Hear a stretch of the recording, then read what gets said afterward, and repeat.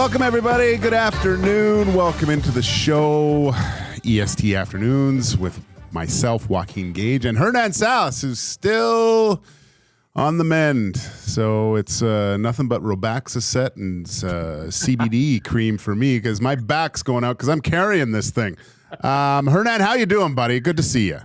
I'm good, man. Doing a lot better today, but still don't want to get anyone sick because we got a big hangout on Friday coming out down at the Century Casino for Elks Bombers. So I just want to make sure everybody can attend. So I should be back tomorrow feeling much better. But Gager, you've done a phenomenal job hosting there, and we got a fun show lined up here too. Yeah, buddy, we definitely do.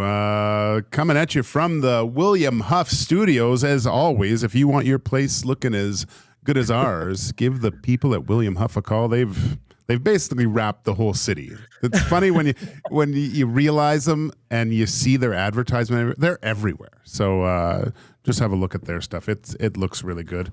And of course, there's tons of different ways to consume our programming here on Edmonton Sports Talk on YouTube, iHeartRadio, TuneIn. You can consume us later on all your podcasting platforms, Spotify.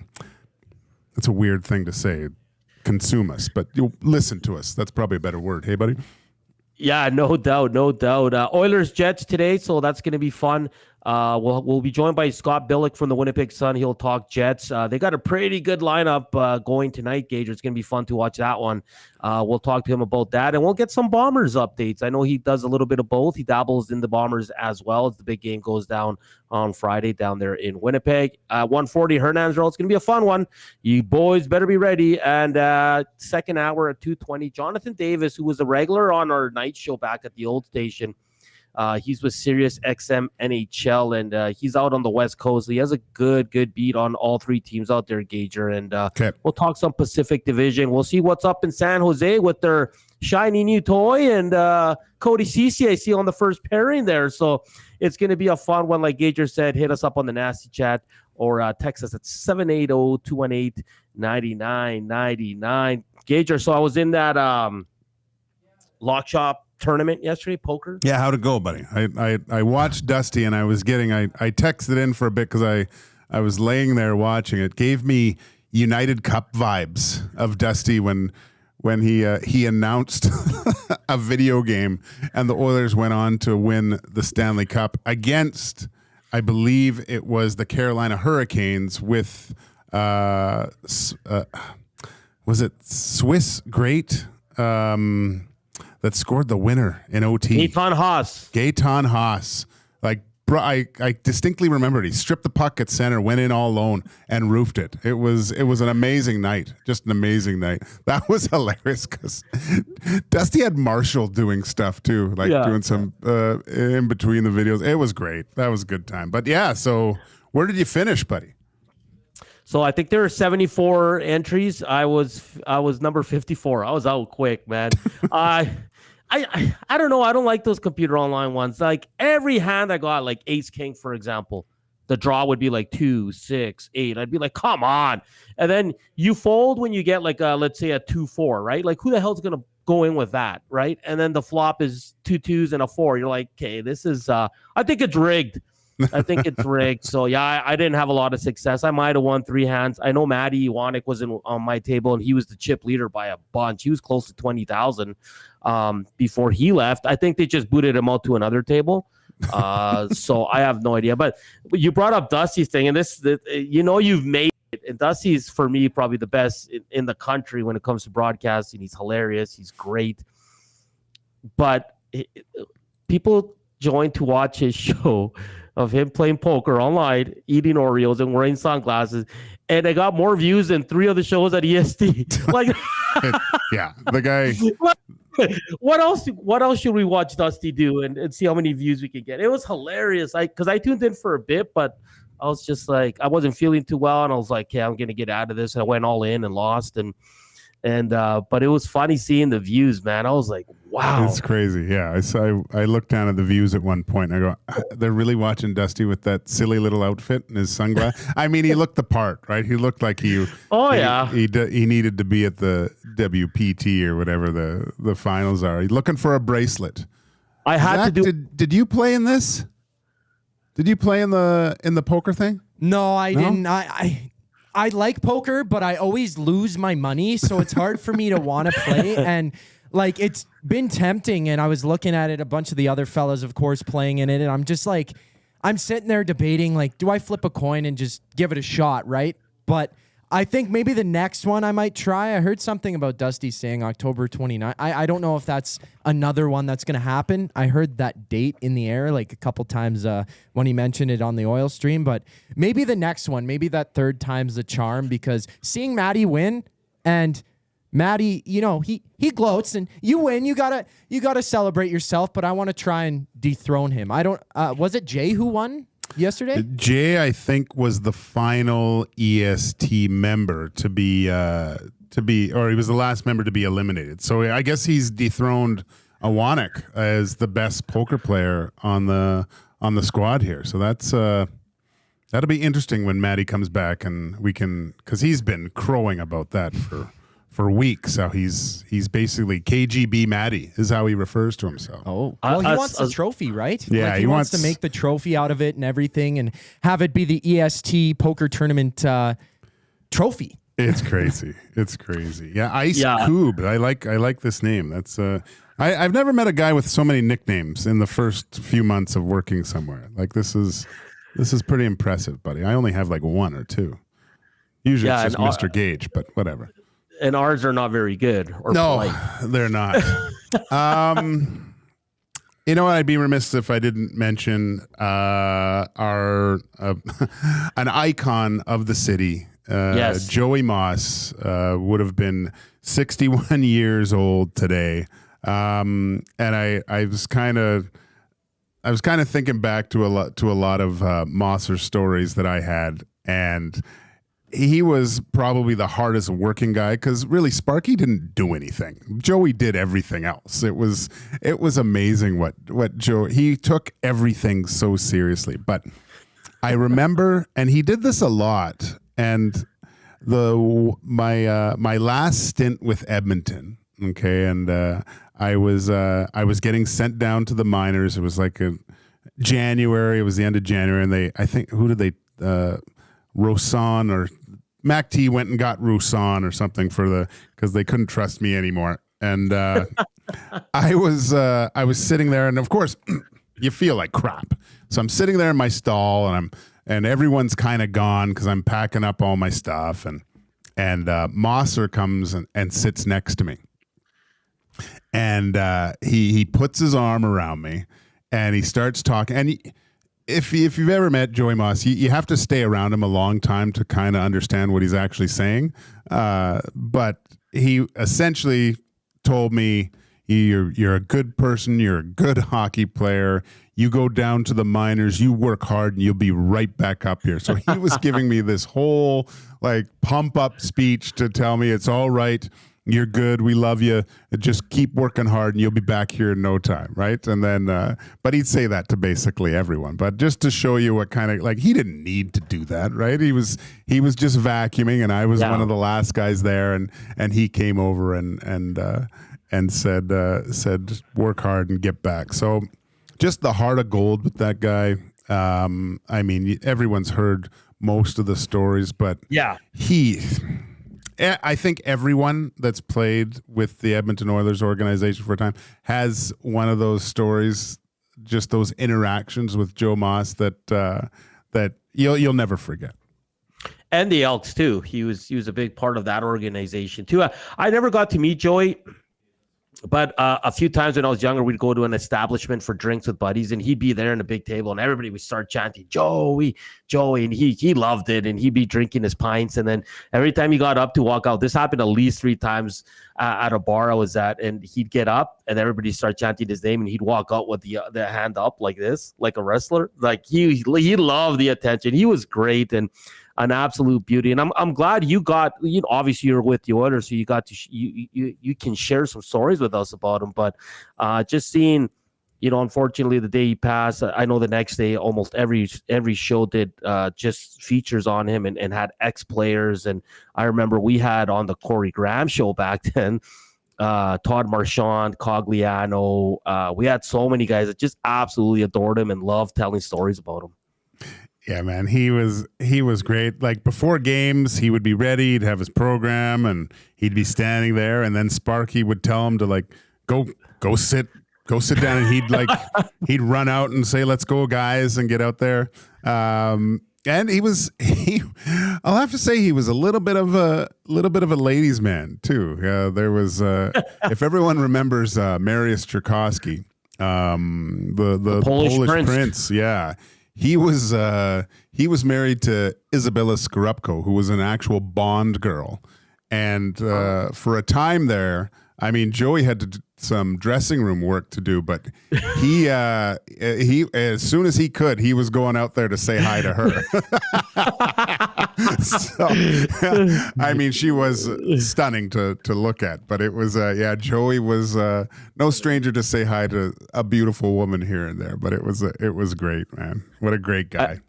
I know Morley Scott told me a bunch of stories. I don't want to say them because I can't really remember them, but they were all great of him getting media guys in trouble and all that. And there's always those videos when Eric Greiba was on the Oilers. I guess Greiba and him were really good friends, and they're arm wrestling in the trainer's room.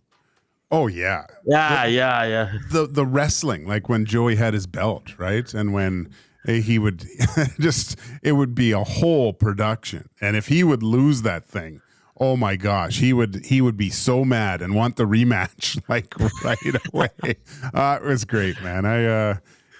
What an integral part of a team. There's little pieces of the puzzle. I think Joey Moss, even through tough times, good times, he was an integral part of that the Edmonton Oilers and Elks franchises for decades there. Yeah, gone too soon, but we remember him on his day. His birthday would have been 61 years old. The great, legendary Joey Moss. It's just always great to share stories about him and all that. We got a game, Gager. Yeah. We're going to get to a preview from the Winnipeg side coming up in about 5-6 minutes, but it doesn't look like the Oilers are sending a very veteran lineup. It looks like the veterans will be Hoffman, Arvidsson, Janmark, Brown, and Kulak. Emerson does play, though, which is a guy we want to watch a lot. It's going to be a lot of young guys. Kris, Lane Peterson, Noah Philp, and James Hamlin, all three guys battling for a spot on this team as that 13th or even that starting that center role on the fourth line, Gager. So, again, we always know that when you're traveling in the preseason, especially early on, you're not going to send a lot of vets. But I kind of like this lineup, and I want to see what they're going to do against a very good Winnipeg lineup tonight. Yeah, they.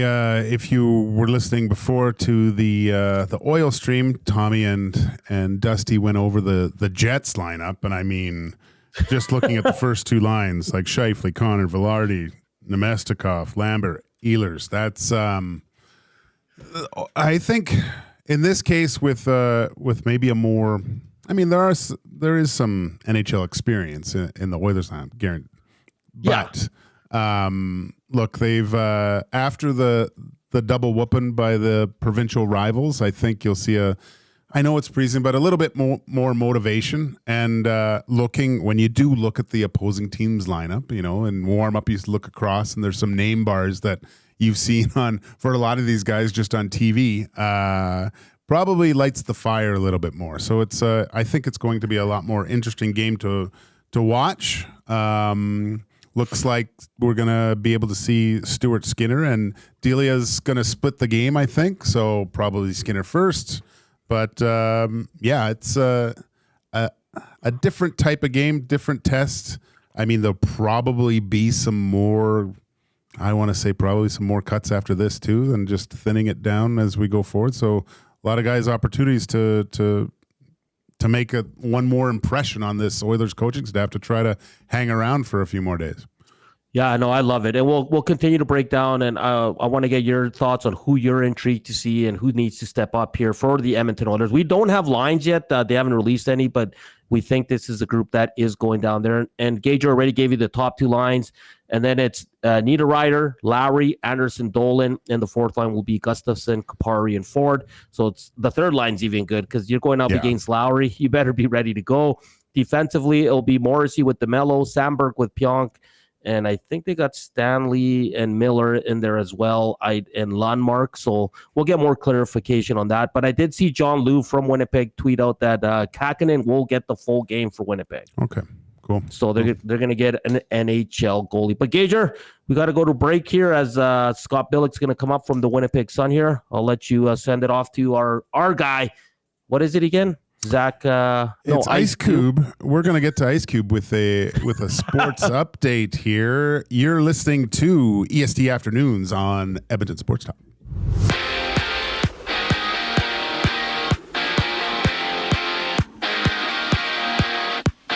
It's Oilers Jets tonight for some preseason action. Puck drop goes at 6. Elsewhere, we got the Caps, Devils, Flames, Canucks, and Golden Knights as well. Caps, Devils kick it off at 5. 49ers star running back Christian McCaffrey is going to Germany to see a specialist to look at his Achilles injury. McCaffrey has yet to play a game for the 49ers this season, but had 21 touchdowns last year. Bears veteran wide receiver Keenan Allen is back at practice after missing 2 games with a heel injury. Bears play the Panthers on Sunday. Connecticut Sun guard DeJounte Carrington has won the WNBA's award for the most improved player. Carrington received 28 of 67 media votes to win the award. In baseball, the Jays look to avoid the sweep against the Red Sox with 15 games in total around Major League Baseball. First pitch for the Jays Red Sox is just after 5. And coming up after the break, Scott Billeck from the Winnipeg Sun joins Hernan Salas and Joaquin Gage here on EST Afternoons. I'm Zachary Kubish, and that was your EST Update.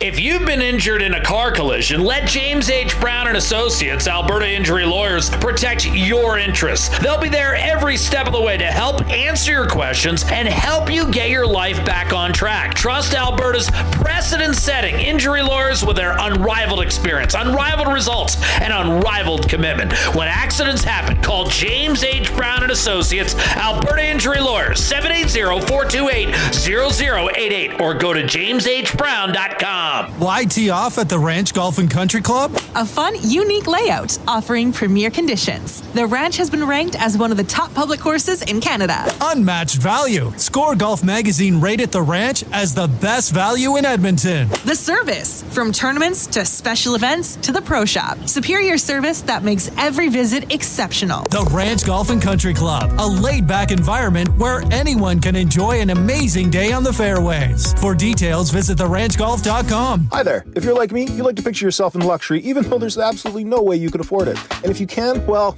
even better. Thankfully, I picture myself in something that is luxury, but still absolutely affordable, like the all-new Mazda CX-90 from Park Mazda. With the new luxury features like facial recognition settings and quilted detail Napa leather seating, I can pretend to be comfortable with all of my proper settings activated without even touching a button, thanks to Mitch Lewicki and the great staff at Park Mazda. I like to picture Mitch Lewicki as newborn 8-pound, 6-ounce Mitch Lewicki. You can picture grown-up Mitch, or teenage Mitch, or bearded Mitch, or whoever you want. Park Mazda, your dealer for life in Sherwood Park off Y Road. Park Mazda does.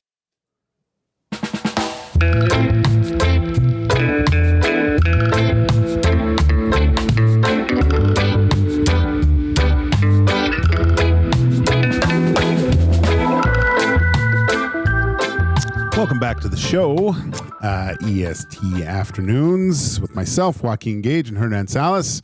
We were just talking about tonight's matchup. Cole Perfetti getting a deal done here. Obviously not in the lineup tonight.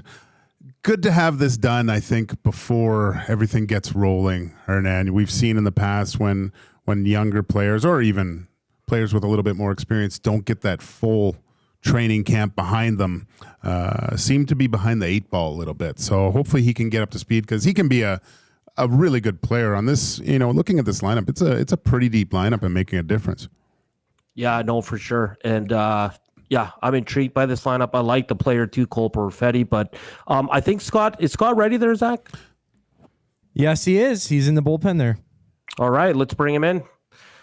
Scott Billeck from the Winnipeg Sun joining us here on EST Afternoons. How you doing, Scott? Yeah, it's good. It's like 30 here in Winnipeg today, or at least it feels like 30. It's wild. It's like September 25th. It's very warm. I just took my dog for a walk. It's very warm. So it's nice. I'm not complaining. How can you with that? It was a little bit warm here. Yeah. I myself took my dog for a walk. It's when I do most of my thinking, Scott. And I found myself a little. I was heated at the end. We're not 30, but as we both know, living in our great provinces and cities, that it's not going to last that much longer. Yeah, no, exactly right. I mean, it's going to be we call it winter peg here. I don't know what you guys call it up there in Edmonton, but I've been there for several Oilers games over the years, and that's not a nice wake-up call when you're trying to get to the airport or from the airport at 6 a.m., 3 a.m., whatever. So, yeah. Scott, I was just mentioning about Perfetti getting the deal done. Really good news, I think, from the Winnipeg Jets standpoint. Looks like more of a bridge deal. What's the overall... How do the Winnipeg Jets look at this signing? Is this something that they wanted to get done, especially before the season started? Yeah, I mean, it depends who you listen to in terms of how quickly they wanted to get signed. I mean, it sounded like Winnipeg's offer was well below $3.25 million AAV that Perfetti ended up signing.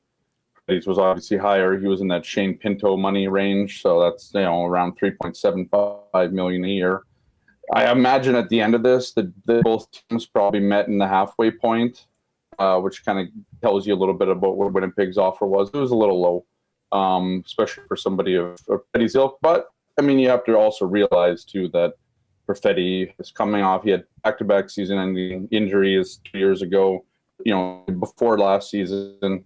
Last season, he played pretty well, but he had the back half of his year was marred by a famine in terms of scoring. He had points 23 games in a 23-game span, and then he was healthy scratch 11 times. Played just one of the playoff games against Colorado in the first round. So you can see that Winnipeg had leverage. There's no ARB rights for Perfetti this time. That'll change in 2 years. But yeah, I mean, I think at the end of the day, when Cole walked into the room yesterday to talk to us, he looked like a man who was pretty relieved. It's always interesting with things. You never know how a player is going to respond. I think it's well known that Perfetti handled this with the utmost professionalism. He was even the Jets representative at the North American Media Tour in Vegas a couple weeks ago now, I guess it is. And he didn't have a contract at that point. I think somebody referred to it as the most polite contract negotiations, and pretty sure it got right to the end of that, because I think there was some frustration from Perfetti's side, but ultimately the deal's done, and as Perfetti said, it's time to move forward and start looking at the season ahead, which he has a pretty good chance at being a heck of a contributor to this top six. He's put on 8 pounds of muscle, maybe not over the summer, he said. Worked with Matt Nichol, who's a guy out in Ontario that works with all sorts of high-performance athletes, from Olympic sprinters, Grande de Grasse to NHLers, right? So he's been putting in the work, trying to get better, and now we're going to see over the next week and a half what that kind of looks like now that he's in camp. Scott, Cole Perfetti, did he fall out of favor last year with the coach there, and where do you see him slotting in this year? Like, obviously he's a potential to be top 6, but is he more of a top 9 right now? I think he is a top 6. I mean, the problem with Cole, and you hate to sort of say this about him so far, but he is a bit of a one-trick kind of pony, right? Like he's not big enough to play on Winnipeg's third line. Like they have Nino Niederreiter, Mason Appleton, and Captain Adam Lowry on that line. That's a lot of beef on that third line, and that's the way that they play. They play a beefy, kind of real hard checking game. And that's just not Cole Perfetti. Cole Perfetti, as of last season, was 5'11", I believe 175, if I'm not mistaken. If he's added up to 10 pounds, he's getting there, but he's still not a big player. And so the problem with the Jets that they had last year, and to answer your question about how we did follow a favor a little bit, and part of this summer was new head coach Scott O'Neill sort of mending fences that were sort of, I wouldn't say they were destroyed, but they were damaged a little bit with Rick Bowness, between Rick and Cole. So, but Scott's been very forthcoming about Perfetti and with Perfetti about where he sees him. They do see him in that in a top 6 role this season. Like, it's not, they don't want to go back and forth and put him on the fourth line, play him where, he's not going to be able to really make the impact that you would want him to. Like, Cole's a very smart player. He's a good playmaker. He can score. He had 19 goals last year. Like, most of his points, all 19 goals, 38 points, basically came in the first half of the season for him. Yeah. Like, it was, he was doing really, really well the first half of the season. And, I think if he would have kept that consistency up, and that was the big thing last year, the rigors of the season, and sort of expected from a guy who had played like 18 games 2 years prior, something like 50 a bit. Like, the guy had never played a full 82-game schedule, and you could see it sort of wearing on him last year. And so I think he's learned from that. But yeah, no, the Jets have made no mistake. They want Cole Perfetti in the top 6, and that's his job. And I suspect he'll start there because, they could move another guy into that role. But again, it's sort of tailor-made for Perfetti. And he's going to play in between or with Nikolai Ehlers, which is the likely thing. We'll see those two they won't see them tonight. Probably see them Friday. And then we'll probably see Brad Lambert, who's a young up-and-coming center in this league, where the Jets want to see. They're hopeful that he can be number center of the future, perhaps starting as early as this year, likely starting as early as this year if he plays well enough. So no, Perfetti is definitely a top 6 player. That's where they envision him playing, and they want to kind of facilitate that a little better this year. But it's obviously, Cole said it himself, it's up to him, right? It's up to him now to earn more money. It's up to him now to earn a longer-term contract. And it's up to him to earn his spot in the top 6 with Winnipeg Jets. Another player that's kind of interesting, Ville Heinola. How is his ankle injury coming along? Is he going to be ready to start the season? And if so, does he start up with the big club or gets go down to the American League? Yeah, this has got to be the most unfortunate story that we've had around this part since, Brian Little. And Brian Little, obviously, for fans that don't remember, got blasted in the head by an errant punk, ended his career 5 years ago now, I think it is. Yeah. And this one's different, obviously. It's not as, it's not as devastating, but it's as devastating to Ville. Last year he busted his ankle last year. Needed surgery after the final preseason game. So that's right. He made the roster. Like, it was all set in stone. He was going to start the year. Missed half the season, went down to the Moose. The Jets were really healthy, so they didn't really have any room to bring him up. And Ville had a waiver exemption, so it was easy for the Jets just to sort of keep him down there, and they didn't have to worry about anything. And that's what it is. So he comes into this camp. He's all ready to go. Gets on the ice one time. His ankle swells up a bit. They didn't know Ray, so they're just okay. They're waiting for the Jets did medicals last Wednesday, and they're waiting on his blood work, but they weren't waiting on his blood work to see anything with his ankle. But that's when they found out that he had this infection in his ankle, and it's right at the site where they put a screw or a pin in his ankle. So now it's indefinite. We don't know. We were told last week that they'll take a week to figure it out. I suspect that they have him on some pretty strong antibiotics to try and clear up the infection. But if they're not seeing progress in that, one of the options is they have to replace the pin. Now, I don't think nearly as invasive as repairing an ankle and doing all that, but it would still require him to be out some time. So we'll see. I believe from what we've heard, the antibiotic course in this sort of thing can last up to 4 to 6 weeks with this sort of infection. So we'll see. It doesn't sound like he'll be ready at all for the start of the season. But he's on a one-way deal now. He's not waiver exempt. He'll be in the year, I assume, on IR. and go from there. I expect him to play this year, but it's definitely a bit of a hamper in the Jets' plans defensively, because now they got to look for another top 6 left-handed shot defenseman, which, I mean, I think they have some guys that they want to use, but Billy is the guy that they really envisioned, breaking into the league this year. And it's just, guy, if he didn't have luck at all, like if he didn't have bad luck, he wouldn't have any luck at all, right? It's just been, I can't imagine. We haven't talked to him since then, but he was pretty gutted last year after his season, well, half-season ending surgery that he had there. And really gutted that he didn't make the team because of it. And now you can only imagine this year, it's just like, oh, not again, right? So hopefully it's not as bad, but yeah, we won't know until Monday what the Jets and what the plan is for Billy. Scott Billeck joining us here from the Winnipeg Sun. Scott, I read your piece on the power play. Looks like they're trying some new things. Looks like Ehlers is going to get but a different spot for him that he's got to get used to. And it's a veteran lineup tonight. Are we going to be able to see Ehlers in his new spot there on the power play? Because I think you mentioned in your article that their special teams wasn't very good last year. They really need to take a step up.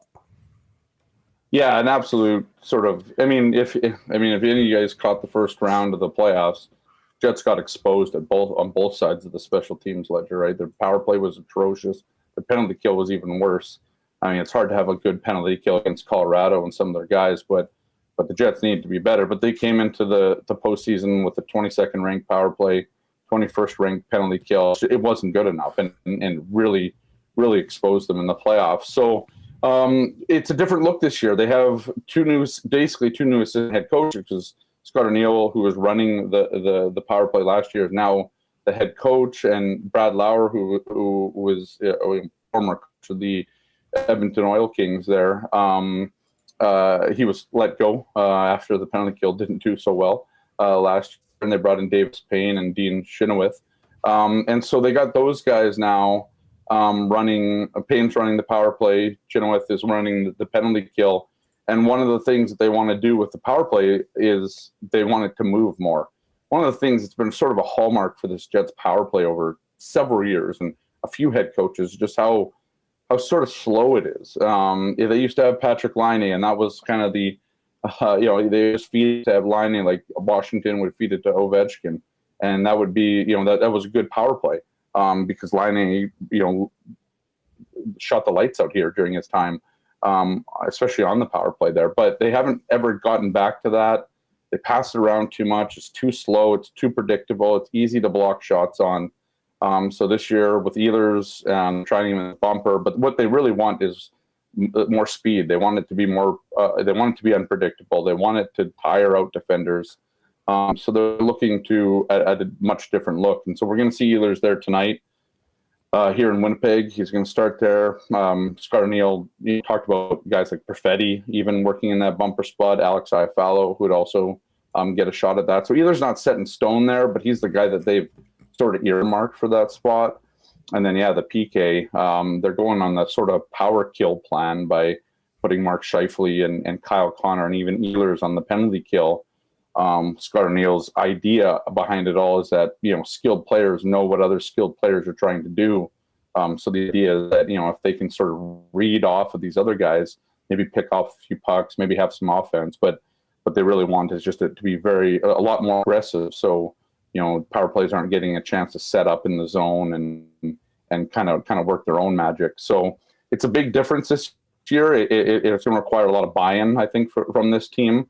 But I think, you're dangling a bit of offense for some of your best players on the PK if they can make it work right. So I think that's sort of, that's a little carrot that those guys can chase. And the power play, they're just trying to make it so it actually works, because they just didn't score enough goals on it last year, despite all the talent that they have kind of in the stable.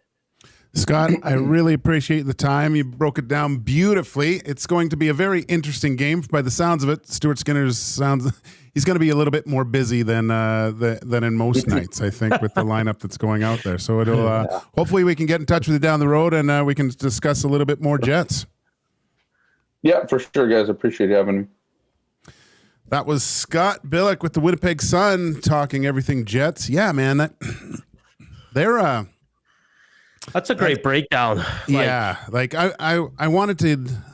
It's different when a coach that's already established as an assistant becomes the head coach too. There, that because it's a different role, right? You're a lot of times, not always, but a lot of times you have the assistant kind of the go between the head coach and the player sometimes. And just being that little bit of a median. So that's going to be a little bit different kind of dressing room dynamic. But I think we got to get out of here, Hernan. Yeah, I just to add a little bit, I don't think Ehlers was on the first unit. Yeah, which I always blew my mind. And I know Matt Hyman on the Nasty Chat, he's from Winnipeg. If you can let us know if that's correct. But I remember the frustration last year with Ehlers is like the fans wanted him to be on the first unit power play. And now he's going to be there and he's going to be in that bumper spot, which is interesting. So I'm going to look for that today once they get on the power play and see how it works, because, I mean, he's got all the talent, but it doesn't mean it's going to be the right fit for him, right? And like Scott said, this power play, it's far too talented to be as bad as it was last year. Nikolai Ehlers is essentially the Trey Ford of the Winnipeg Jets. I love it. But we got to go to break. Here is Ice Cube with a sports update.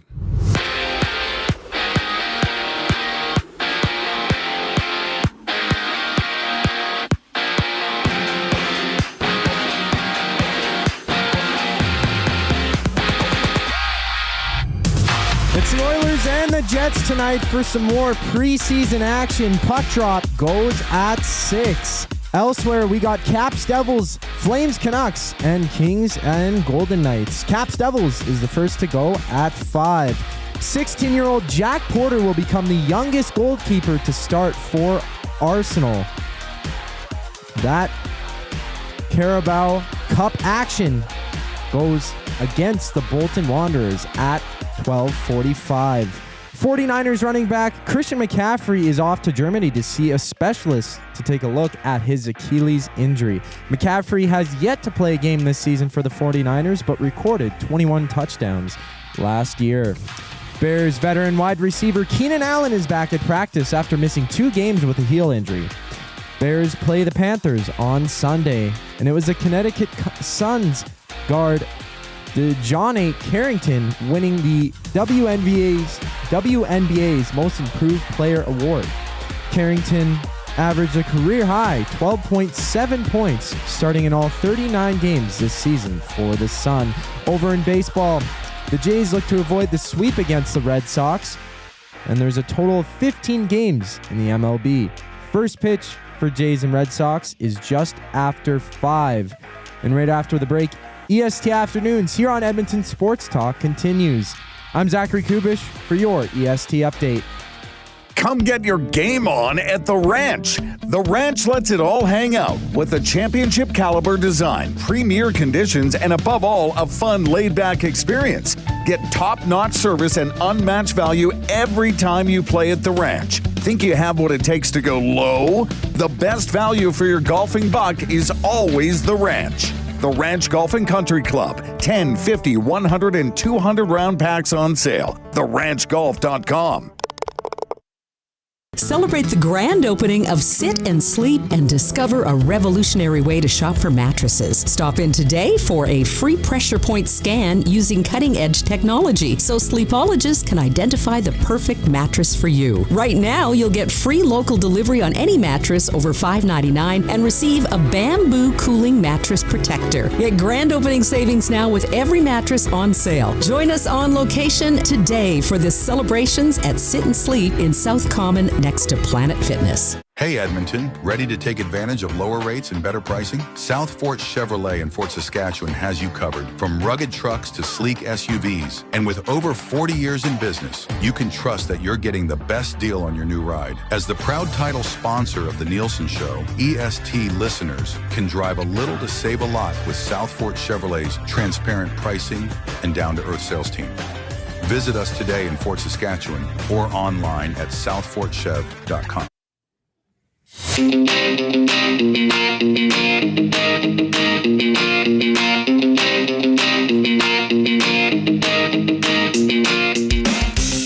144, back in the William Huff Studios on EST Afternoons with Hernan and Joaquin.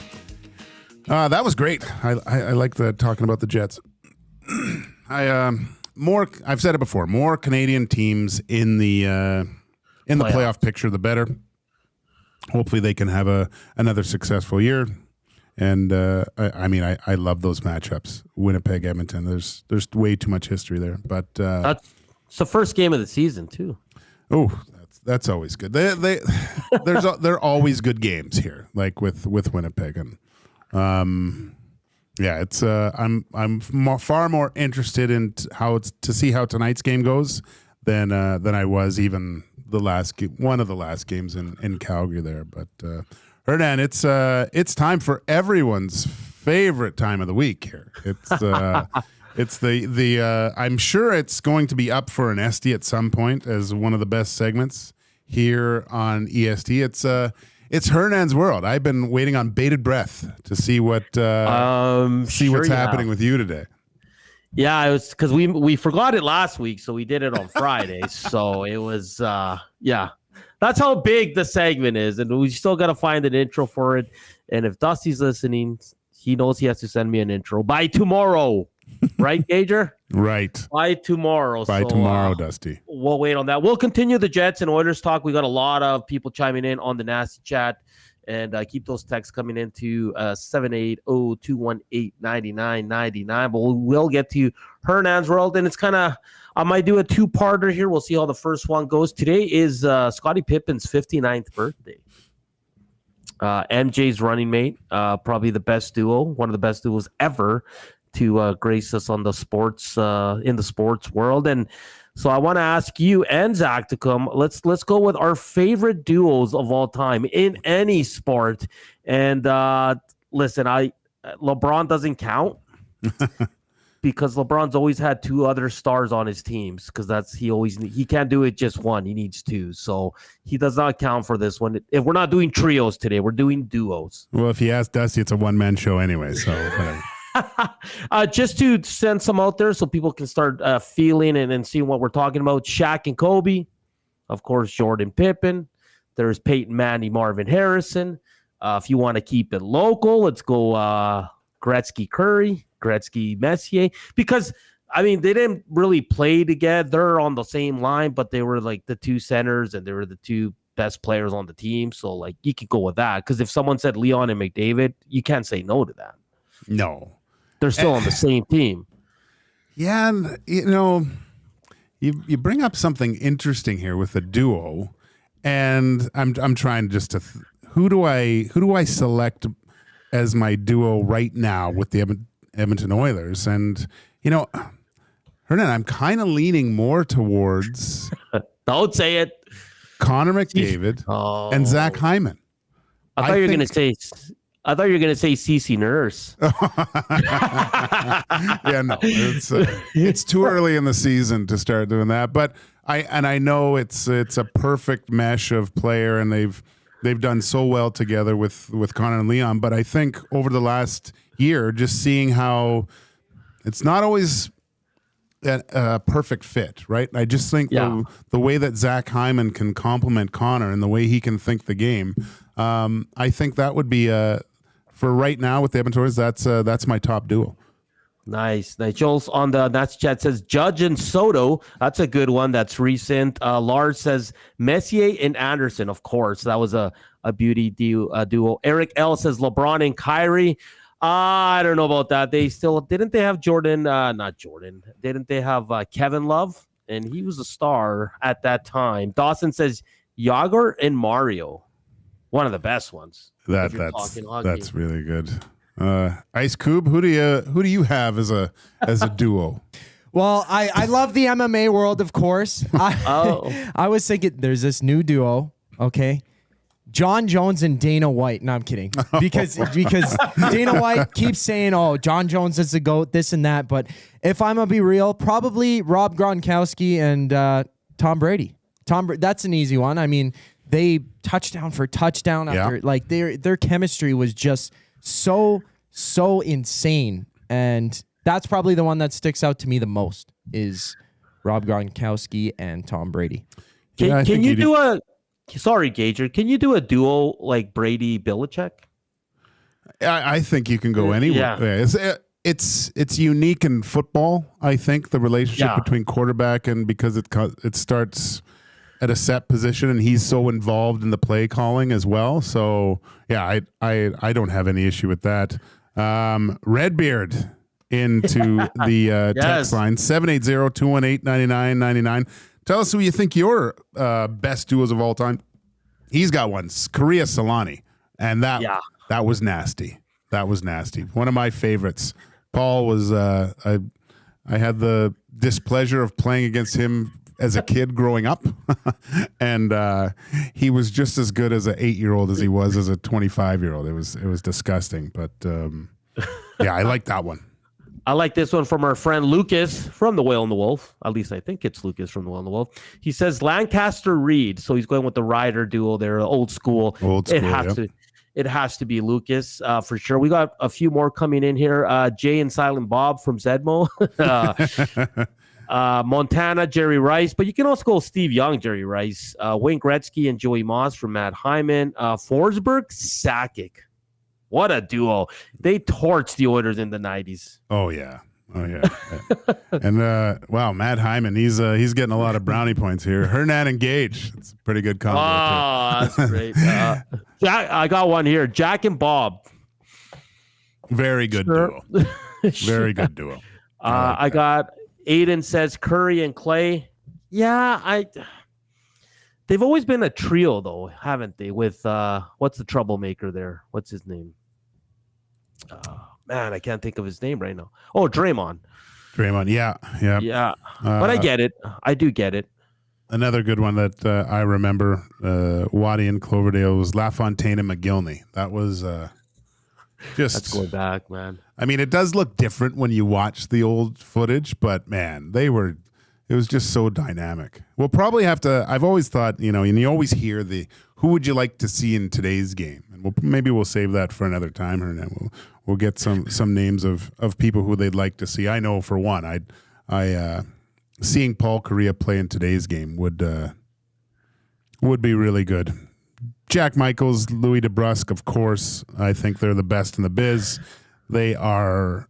There's something about hearing them do their camaraderie during the games too. How they feed off each other. It just sounds normal. It's hearing anyone else do it. Sometimes it's always a little bit different. It's just Jack and Louis. We're blessed to have them for regional games on a regular basis. Zedmo says Jack and Bob sounds like a drink. Can I have a Jack and Bob, please? This one from Dawson, Corey Perry and Ryan Getzlaff and their heyday were a fantastic duo. Aiden says Gene and Puns.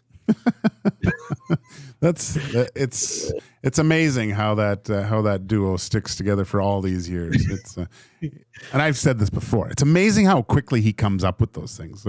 The few times that I get on there with him, and I think I might be able to stump him with something, and he's like immediate, and it's like he's written them down somewhere in his computer processor and has them all on Rolodex. He can access at any point. But how about a lot of good. Go ahead. Oh yeah. Cool. How about Henrik Sedin and Daniel Sedin as well? I mean, not much love for them here, but they were a great duo.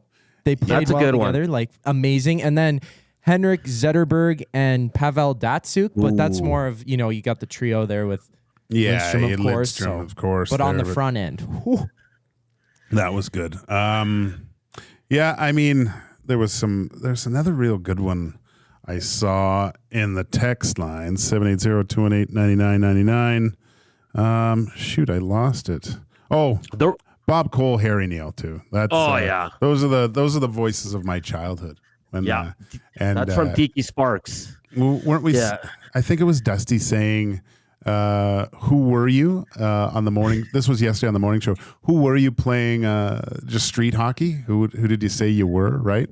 Oh, I think I said I was Wayne Gretzky or Grant Fuhrer, but in my head, who was announcing was Bob Cole and Harry Neal, right? That was they were doing the play-by-play as I was taking my Titan 90-30 stick and whittling it down to a little blade and trying to score goals.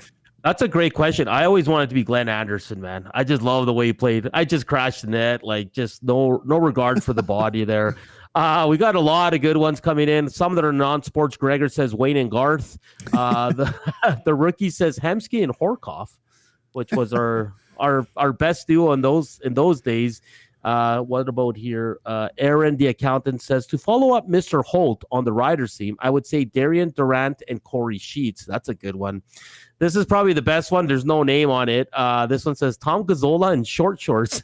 Yeah, please add your name so we can put that handle in, because that one, I mean, if that comes in the morning show, that's probably winning text of the day. So it's getting a little uncomfortable, I think. Like, have you known anyone to buy shorts and get them hemmed like Tommy does? Like, this is ridiculous. I have never gotten shorts hemmed. But I'm not gonna knock Tom. He's my boy, and it's his birthday week, so I know. He looks like Tom Selleck in Magnum PI though. Rip City Step says Trevor Lawrence rookie cards and Dustin Nielsen. Oh, ouch. That's that hurts. We got a few other ones here. Duncan Keith and Brent Seabrook. That was a really good pairing. Very good pairing. Cam Barker came to Edmonton. I was gonna say Seabrook.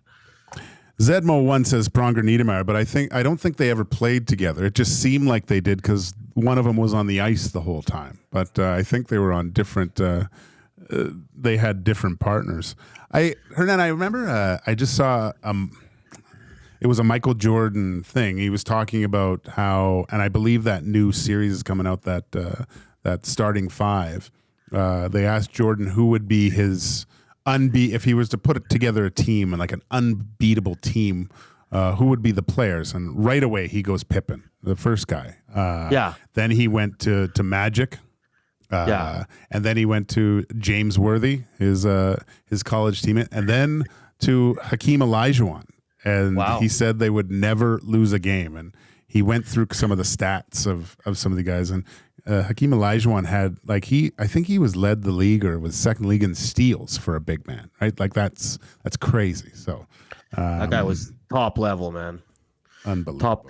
Darren says the Bash brothers, McGuire, Canseco. That's back from the Oakland A days. What do we got? Now everybody's chirping Tommy. Poor guy. Leave him alone. How about Stevens Niedermeyer? Stevens and I mean he played with Danico too a little bit, didn't he? That's a good point. Yeah. I was in Chems for a little bit for a time and played with Scott. He had his D partner was a guy named. Well, he played with a guy named Joey Middlestead and Dean Malcock was the other guy. Dean was from Vancouver too, just a complete absolute comedian. Dean would always say, because Scott would get the puck and do something and score, and we'd come in between periods, and Dean would be yelling at Scott, saying, "Scott, give me the puck, I'll give it right back to you, then go do the magic so I get a point. This is ridiculous." But Dean, I remember one time outside the Shark Club. This was when I was a lot younger. Dean found a Big Gulp cup, and former or old BC Lions legendary kicker Lou Pasaglia was walking out of the sports of the Shark Club in Vancouver, and Dean went down into the 3-point stance and threw me the Big Gulp cup and said, "Snap this to me." We were trying to get Pasaglia to hit a field goal with a Big Gulp cup. He would look just disgusted with us. It was hilarious, but Louis a legend. Man. Good discussion. Yeah, I like this from Big Maple, though. Tommy doesn't buy shorts and hem them. He buys Speedos and lets them out. That's good. Oh, Tommy. And one last one here to end Hernan's World. In honor of Scottie Pippen's birthday, we went with best duos in sports history. We got some from every different aspect, movies and all that. But this one, Ken Griffey Jr. and Alex Rodriguez. Yeah, is the last one I'm seeing here. So there's a lot of good ones. Again, LeBron doesn't qualify for this one. It's got to be trios. So there's a lot of trios that are really good too, right, Gager? Oh yeah. That's a discussion for another time. But yeah, let's. We're going to go to a commercial and then right back with Ice Cube with a sports update. Don't feel like working? Join the Hangout. You never know what you might hear. Weekday mornings 9 to 11 on EdmontonSportsTalk.com. Few of us can say that we're over 60 and still hot, but Mr. Mike's Burger can. And to celebrate over 60 years of Mr. Mike's famous burger, you're invited to taste history for only $8.99 at Mike Burger Madness. Savor the original flame-grilled Mike Burger on their signature garlic French loaf for a limited time. Dine-in only price of just $8.99. Sides extra. It's Mr. Mike's Mike Burger Madness, and you'd be mad to miss it. Offer ends September 30th. Eat locally, enjoy casually. Looking for a winning strategy for your retirement? Contact me, Joaquin Gage at K4 Financial, where expertise meets dedication. I will always look for a careful approach to your retirement, ensuring your financial future is secure. From tailored strategies to clear, actionable advice, I'm here to guide you every step of the way. Don't leave your future to chance. Get in touch with me, Joaquin Gage, today at k4financial.ca or email joaquin.gage@k4financial.ca to start planning for a brighter future and a more secure retirement. Edmonton Sports Talk delivers a mass audience of key, influential customers to your business, all while you associate your company brand with the biggest names, the hottest sports news, and teams from every league around the globe. Oilers and Elks, NHL, NFL, Major League Baseball, and the Association, Formula One, soccer, golf, oh sweet mama! The excitement is palatable on Edmonton Sports Talk.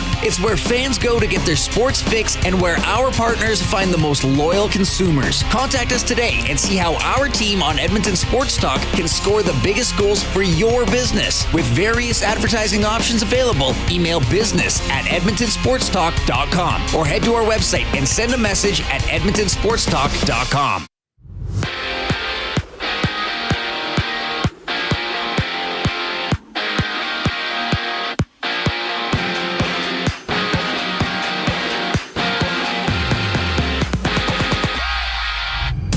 It's Oilers-Jets tonight for some preseason action. Puck drop goes at 6. And elsewhere, we got the Caps, Devils, Flames, Canucks, and the Golden Knights against the Kings. Caps Devils is the first to go at 5 o'clock. Packers quarterback Jordan Love was limited today in practice, dealing with a knee injury that forced him to be benched for the last 2 games. The Packers face the Vikings this Sunday. And Broncos linebacker Alex Singleton has torn his ACL, having him out for the rest of the season. It's Broncos-Jets this Sunday, with 16-year-old Jack Porter becoming the youngest goalkeeper to start for Arsenal against the Bolton Wanderers. Arsenal right now leads the Bolton Wanderers 3-1 in the 58th minute. Connecticut Sun guard DeJounte Carrington has won the WNBA's Most Improved Player Award. Carrington received 28 of the 67 votes to win the award. And in baseball, the Jays look to avoid the sweep against the Red Sox with 15 games on tap in the MLB. First pitch for Jays Red Sox is just after 5. Right now you're listening to EST Afternoons with Hernan and Salas and Joaquin Gage. I'm Zachary Kubish, and that was your EST Update.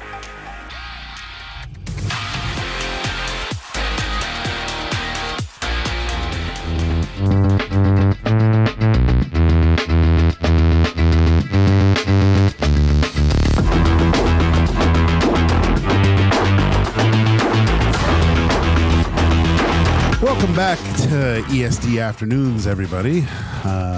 1 to 3 weekdays. You can join us on YouTube, TuneIn, iHeartRadio, or maybe you want to listen to us later on all your podcasting platforms, Spotify, iTunes, And you can just put us on those things. Most new cars, I love it because you can have it on your phone or whatever. As soon as you get in the car, it just automatically clicks in, and you don't miss a beat.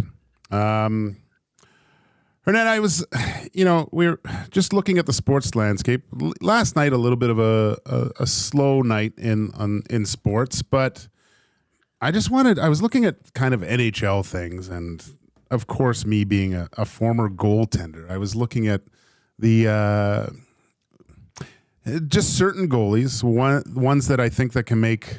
I always look to the guys that can make their team better. They're going to be those big points. I look at Swayman, you look at Allmark, Shesterkin. By all accounts, I was seeing some news on him with his agent. He's saying he doesn't want to talk about negotiations through the season, but really setting the goalie market going forward. And I think this was back in the day when you were producing the Two Guys show, and Cass and I would be talking about how much you should pay your goaltender tandem and what percentage of the cap are you kind of looking at. And I think, and it's tough for me to agree with Cass because obviously I want goalies to get paid, but I think they fall into a little bit of the running back scenario too, where as the cap stands right now, and with these guys, I think if you're paying both guys more than about 8.5% of the total cap, you're hurting your chances to add players that can make differences in other areas on the ice. No, I'm with you. I was thinking of that too, because him and Swayman are kind of the guys that want to set the market here. And both guys that without them, they're not going to go very far, right? Gager, New York is Shesterkin, that's his team. You're looking at Boston, for example. If they don't get this guy signed, they're going in with, yes, they do have Jonas Korpisalo, but after that, it's Mike DiPietro or Brandon Bussi. And for me, that's not good enough. And Boston's always expected to be there and be in the playoffs. And I don't know what the holdup is when this guy, he's young. Both guys, youngish. They're not early 20s, but both guys that are going to be your franchise goaltender can probably lead you to a final at one point. Well, maybe not so much Boston now, but New York's right there too. They're a contender.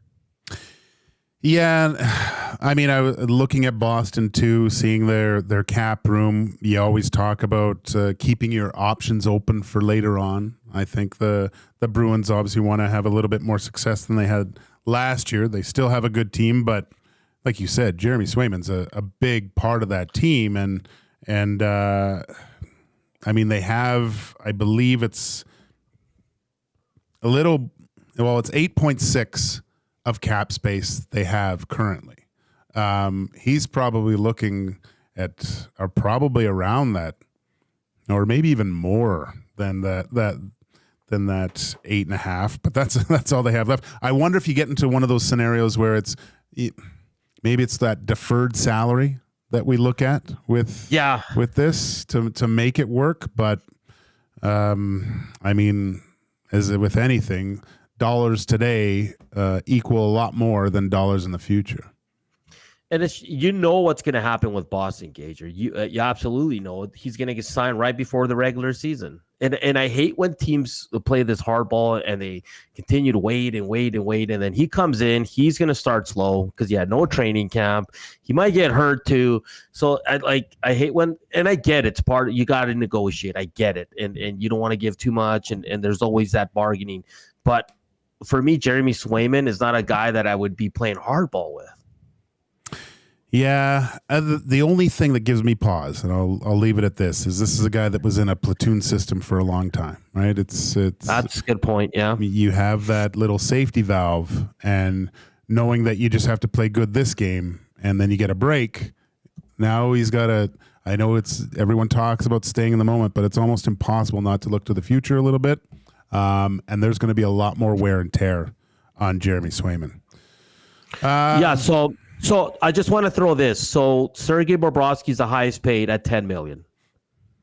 Okay, followed by Vasilevsky at 9.5, Hellebuck at 8.5, Sorokin at 8.25. That's your top 5. They have Carey Price in this one, but we all know he's not playing. But if you're telling me that maybe Swayman shouldn't be at that 10, but I think Shesterkin should.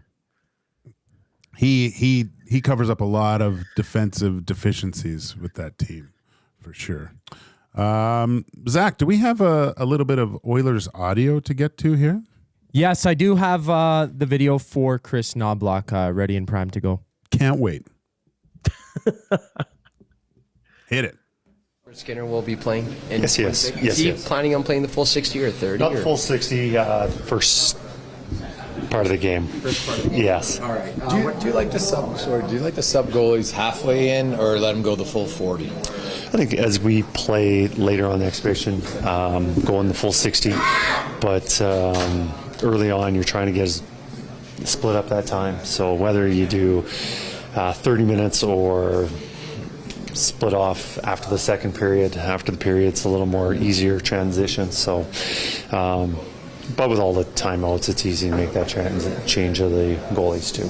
While you're watching the game, do you have certain players that you and your staff are going, okay, these 4 or 5 guys or 6, 7 or whatever are a little more in your vision because you have to make some decisions? Definitely we're looking at other guys a little more clearly. Last game at home against Calgary, I can't say that I was really looking at the fine details of McDavid. I felt he was pretty safe to make this team.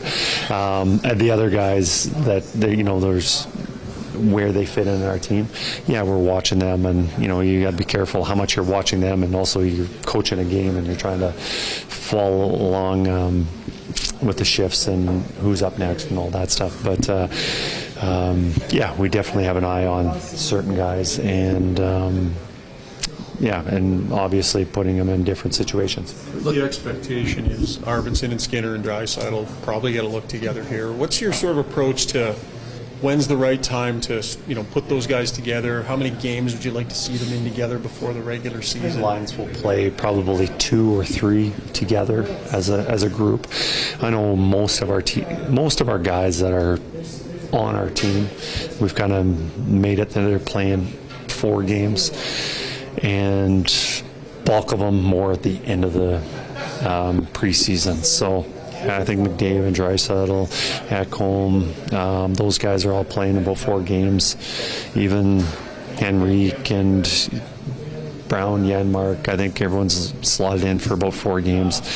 And as we get on, probably after this game, we'll get into more of this is what I anticipate our lineup looking like. And obviously, probably our 4th line, there's going to be a lot more fluctuation on what that line will look like just because we have so many guys trying out for that spot. Just from a development standpoint, there's been a lot of talk in the organization about development. There's been some hirings made along those lines. Are there good opportunities in training camp to focus on that development? I'm thinking about Lavoie playing with Draisaitl, or taking these young players that are in your organization and letting them feel what it's like to be next to some of these high-end guys. Is that part of the decision-making in camp? I think we know a lot about the players, and we know how good they are and what type of player they are and who they typically play with to play their best. Now we have to balance on putting them in those situations. If you've got a player who's a goal scorer, he's probably better to play with a playmaker. But on the flip side of it, you have to look at what our lineup is, and is he going to be playing with a playmaker, or is he more likely going to be playing in a more role situation on we need him penalty killing, we need him a little more energy, playing 3rd or 4th line, and then having him play in those situations through exhibition. So I think we're kind of giving them a little bit of both, trying to see what's best for those players. But, it's not going to be perfect, but we're kind of going back and forth on that. You mentioned the 4th line competition. That was Coach Knoblauch talking about how very different when coaches are in preseason, right? He mentioned he has to be careful not to just be watching a team. He still has a game to coach, but it's hard not to try to find those certain players where you kind of have them penciled in of what you want from your team, what kind of player, if they're going to be energy type players, or are they going to be playing with more of a playmaker and contribute more on the offensive side of things. So pretty interesting things that he said there, Hernan. I like when he said too, he also looks at the players, like if he is going to play on this team, where is he going to play? So like if he's not going to play with the skill line, don't play him with the skill line, or his players. I mean, I really like what he said there about that. And I think that's the way to go. I think we talked out just before someone was going to ask about the fourth line battle there. And I mentioned earlier, it's Lane Peterson, Hamblin. They're all in here. Noah Philp, who's I've been impressed with. Knoblauch, I like to call him Coach K just to piss Maddie off, but Knoblauch is I just love it. The way he carries himself. Like he's always calm, cool, collective, and you can see that in his team as well.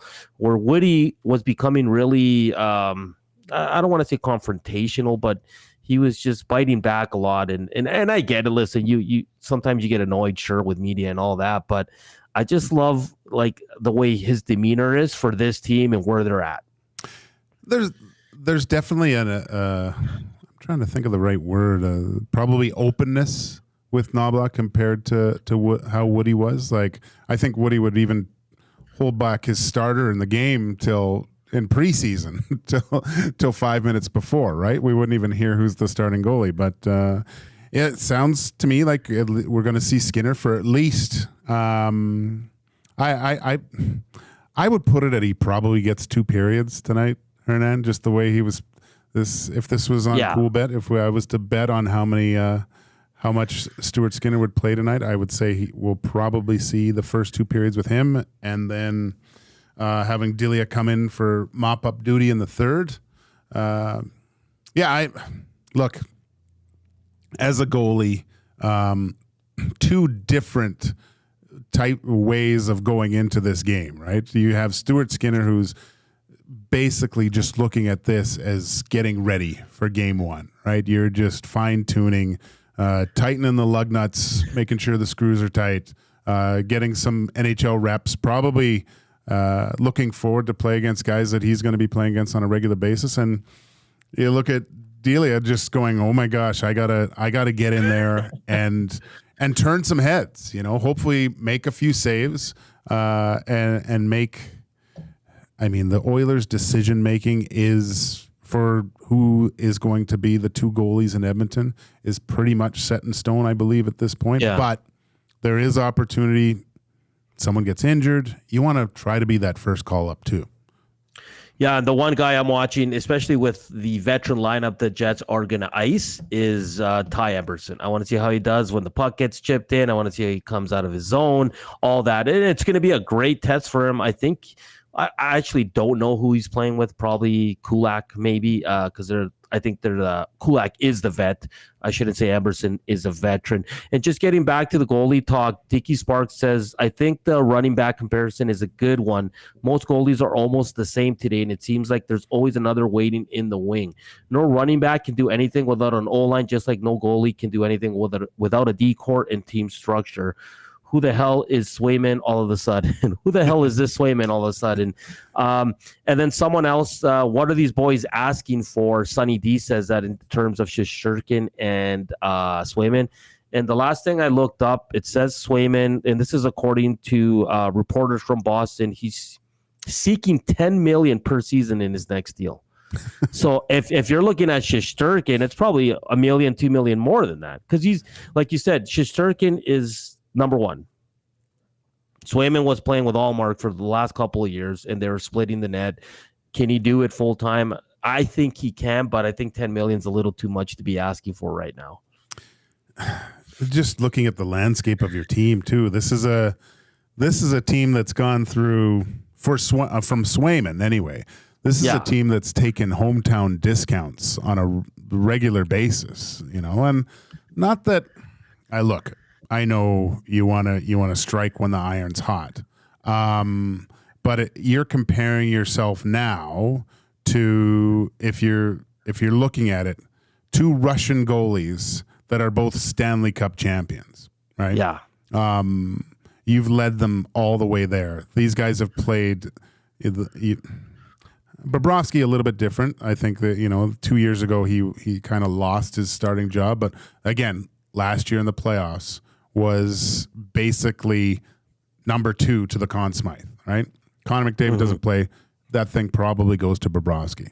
So, and Vasilevsky's been the best goalie on the planet for the past few years as well. So to compare yourself to those guys without at least having a finals appearance and being the man that, I'll use the running back, has the ball and running with it all the time, I don't think that warrants $10 million, and I can see why probably Cam Neely has got his heels dug in on this. And look, you got to be careful with this too. Goalie missing training camp, and all of a sudden, I mean, say what you want, but Jonas Korpisalo is a very good goaltender, and he's had. I mean, last year, the defensive core of the Ottawa Senators was not good. Totally different story in Boston, man. If he goes in there, starts feeling comfortable, Swayman, you're not signed yet. You could be on the outside looking in and just hoping for scraps by the end of this thing. Yeah, it's a good discussion. We'll see how it ends. I mean, this might go well into the season for Swayman, and we'll see if Korpisalo can carry the load in Boston there.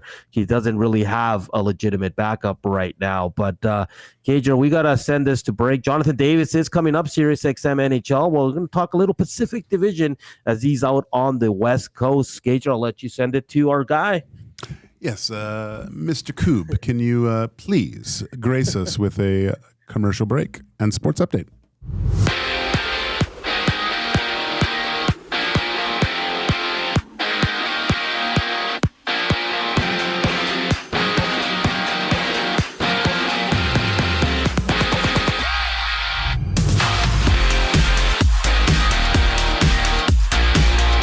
Dan Quinn has ruled out running back Austin Eckler for Week 4. The Commanders play their next game this Sunday against the Cardinals. Packers quarterback Jordan Love was limited today in practice, dealing with a knee injury, which forced him on the bench for the last 2 games. The Packers face the Vikings this Sunday, and it was Broncos linebacker Alex Singleton tearing his ACL. He'll be out for the rest of the season, but the Broncos play the Jets on Sunday. 49ers star running back Christian McCaffrey is off to Germany to check out his Achilles injury with a specialist. McCaffrey has yet to play a game this season, but had 21 touchdowns last year. And of course, as everyone knows, it's the Oilers versus the Jets tonight for some preseason action. Puck drop goes at 6. Elsewhere, we got the Caps and Devils, Blues and Blue Jackets, as well as the Flames and Canucks. Blues and Blue Jackets, that's a tongue twister. They kick it off at 5 o'clock. Just after the break, Hernan, Salas, and Joaquin Gage continue here on EST Afternoons. I'm Zachary Kubish for your EST Update. Wake up with the Nielsen Show with Dustin Nielsen and Lieutenant Eric. Weekday mornings 6 to 9 on EdmontonSportsTalk.com. You've always known GCL Diesel as the experts in diesel fuel systems, but did you know that GCL is also your source for turbochargers and turbo repair? As a turbo supplier for Garrett, Borg Warner, and Holset, GCL can provide genuine original equipment turbos at wholesale prices. Whether it's diesel, gas, natural gas, or performance, we can provide you with the turbo or custom repair you require. Turbo questions? We've got turbo answers. Visit us in the West End or online at GCLDiesel.com. GCL Diesel, turbochargers, understood. Your brand deserves more than just a whisper, it deserves a buzz. At the Hive Product Marketing, they specialize in promotional products that bring the buzz. From eye-catching giveaways to unforgettable keepsakes, they got the perfect products to make your brand stand out and get noticed. Visit the Hive Product Marketing and let them create the buzz your business deserves. The Hive Product Marketing, the official merch partner of Edmonton Sports Talk. Visit them online at thehiveproductmarketing.com. Come get your game on at The Ranch. The Ranch lets it all hang out with a championship caliber design, premier conditions, and above all, a fun laid-back experience. Get top-notch service and unmatched value every time you play at The Ranch. Think you have what it takes to go low? The best value for your golfing buck is always The Ranch. The Ranch Golf and Country Club. 10, 50, 100, and 200 round packs on sale. TheRanchGolf.com.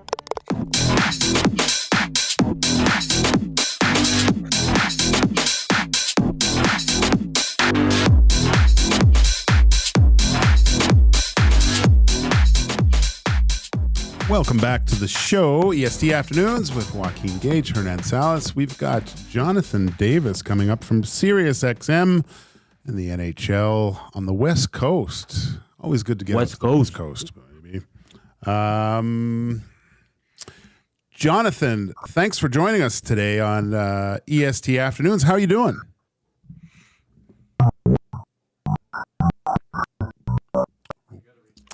Sorry, we'll have to reconnect with Jonathan. He's got, I think Reed referred to that as the Satan filter with Jonathan Davis.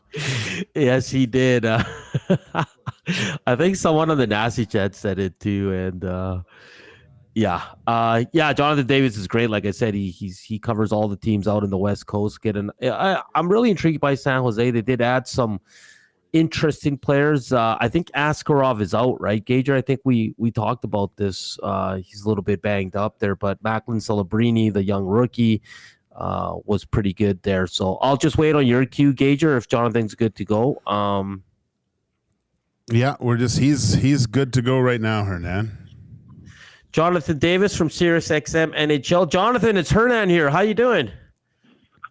I'm doing great. Long time, buddy. How you doing? Yeah, I'm good. Yeah, it's great to hear your voice once again. And we're back in the saddle here. It's our first month on this new show. So I'm sure we'll be reaching out quite a bit to you, as you always have a great handle on the Pacific Division, especially the West Coast team. So I guess we'll start there, and we'll come back to the Edmonton Oilers at the end here. But the San Jose Sharks there, how's the young Macklin Celebrini look so far? I know in his first preseason game he had a goal and an assist, but how's he looking so far?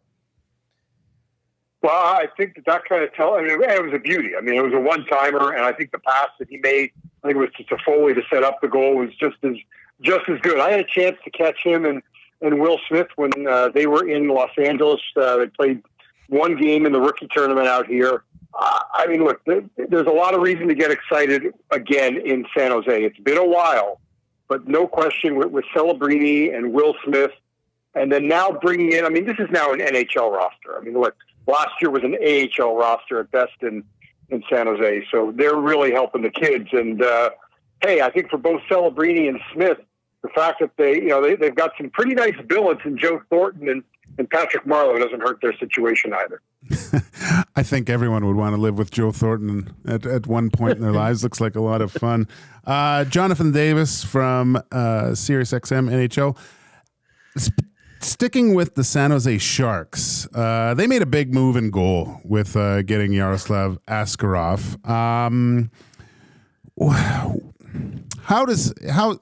I heard he was injured for a little bit at first. How is he? Is he going to be taking the bulk of these games, do you think, with the San Jose Sharks, or are they looking for more, Mackenzie Blackwood to maybe possibly take some of the burden off of him?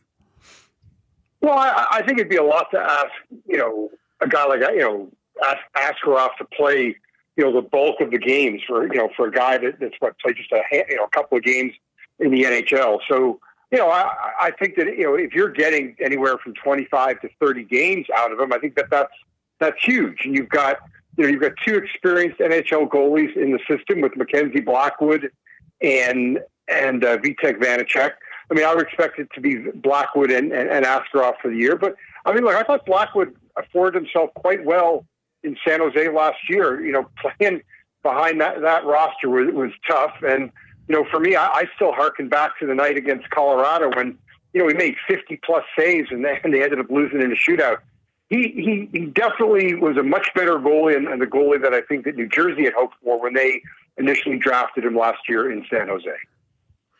Hey, Jonathan, I got to ask you about a player that's here in Edmonton. He was traded for Cody Ceci, who's going to have a big role there in San Jose. But Ty Emberson, I know he's only played 30 games last year for San Jose, but what can you tell us about this player?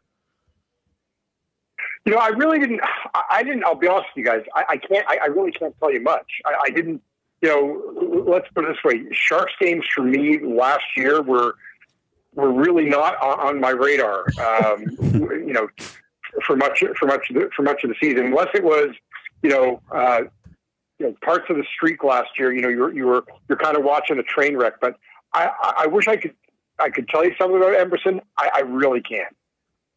No, that's fair. That's fair. And staying with the San Jose Sharks, they've added, Cody Ceci, Tyler Toffoli. They've added Wenberg and like Gager said, Askarov in net there to accompany Mackenzie Blackwood. What are the expectations for the San Jose Sharks this year, Jonathan?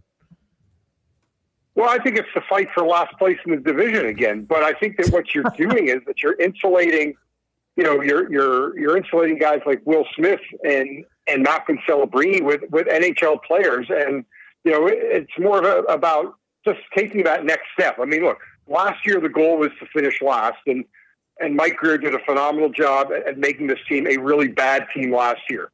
Now it's to get a little better. And so, I wouldn't look to see where they finish in the division. I think it's trying to get 5 to 10 points better at the end of the day. And it's about teaching these guys, what it's going to be like to be an NHL player. And they've got the right, they've got guys like a Toffoli, who's won a cup. They've got experienced guys in there. So I think that, it's really about a teaching process this year, and helping these guys through, those 5-game losing streaks and just trying to help them, stay the course without getting too down. Because, both Smith and Celebrini are used to winning from their college days. Jonathan, this is a completely selfish question just because I actually played with this player's father and I've known this player since he was a baby.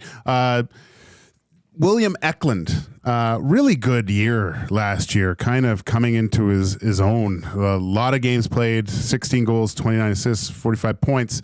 Where does he fit into this San Jose Sharks lineup? Is he a player that's surprised Mike Grier with his performance, or is he going to be counted on within possibly this top 6?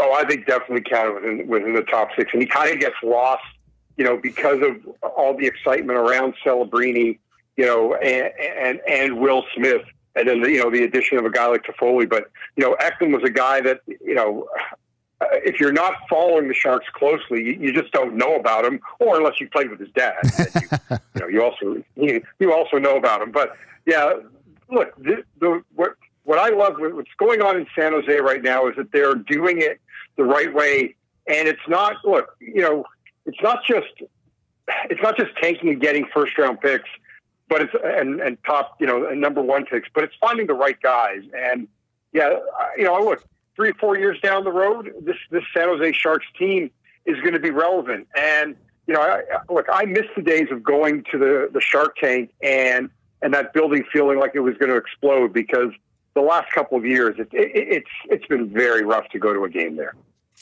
Yeah, speaking of rough years, Anaheim, again, had a tough season last year. They weren't very active this offseason, Jonathan. They're kind of, standing pat there with the roster that they have.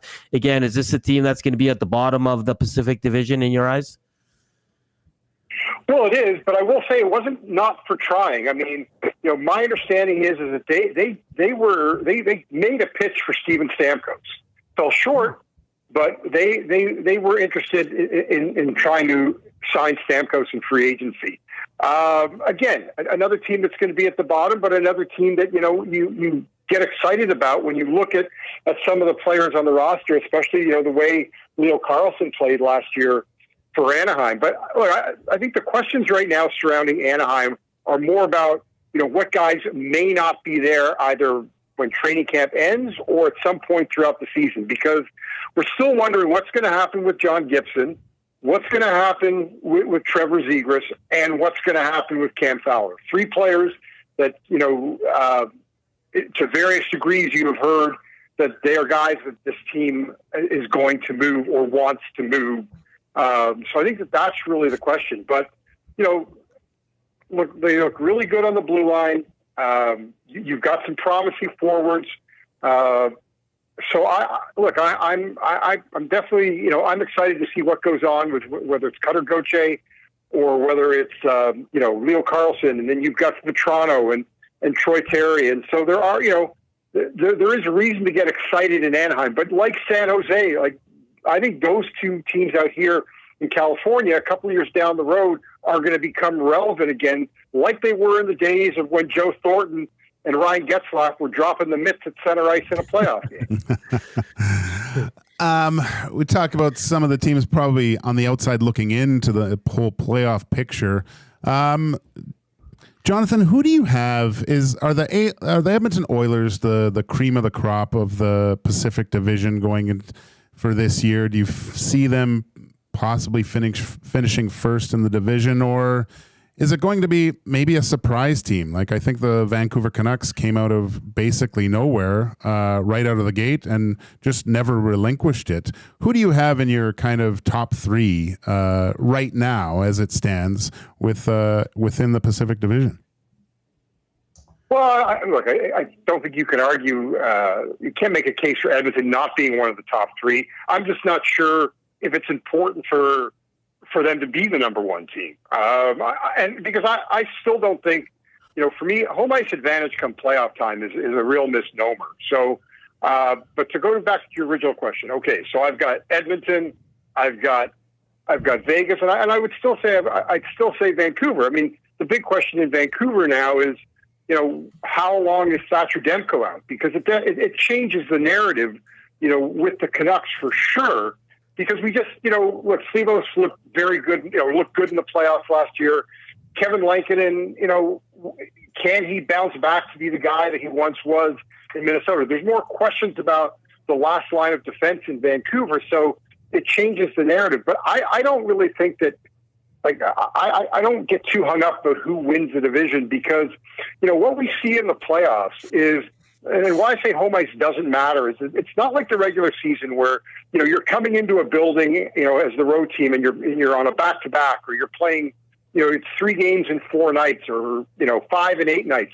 Come playoff time, home ice goes out the window because everyone's on the same schedule. So I don't know. I don't know how much teams really are that concerned about finishing first. So, but I would still say that, yes, it's the same 3 teams. Well, I would say not the same 3, because I think Vegas will leapfrog Los Angeles this year.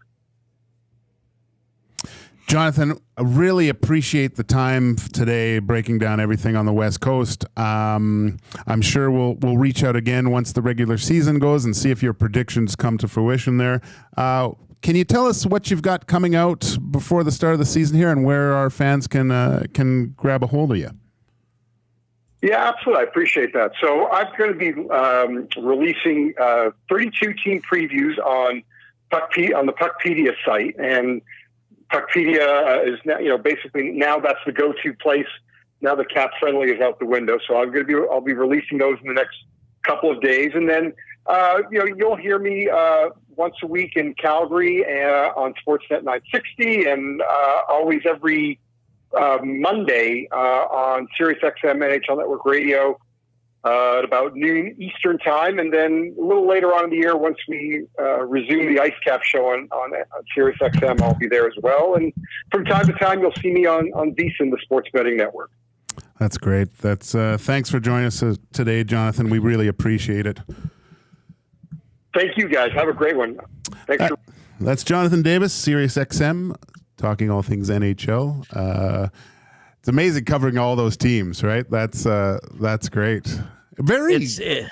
I haven't looked. I have to be completely honest right now. I haven't looked at that San Jose roster because other than Eklund, who I played with his dad. His dad is one of the funniest people on the planet too, by the way. But a real character. But actually looking at that, that's a pretty good mixture of veterans with young guys. And like you said, when you have, I mean, a future Hall of Famer in Thornton, I mean, having those guys, that type of experience, living with them and getting adjusted to NHL life, that's really important, I think.